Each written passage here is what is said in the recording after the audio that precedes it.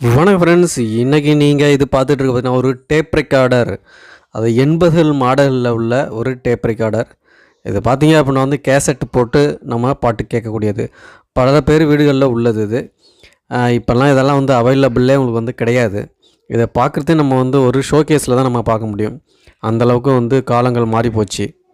இதில் பார்த்தீங்க அப்படின்னா வந்து நம்ம வந்து டேப் ரெக்கார்டர் போட்டு கேசட் போட்டு நம்ம வந்து பாட்டு கேட்க முடியும். ஃபார்வர்ட் பண்ணலாம், ரிவைண்ட் பண்ணலாம், பவுஸ் பண்ணலாம், ரெக்கார்ட் பண்ணிக்க முடியும் நம்ம வாய்ஸு. எல்லாமே இருந்தது.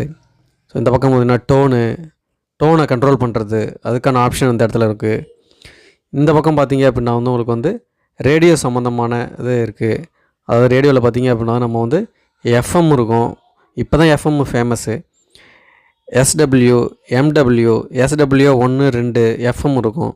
இந்த பக்கம் வந்தோம்னா நமக்கு வந்து வால்யூம் கண்ட்ரோல் அண்டு பேலன்ஸு. இது பேலன்ஸு. இதுக்கப்புறம் மோனோ ஸ்டீரியோ.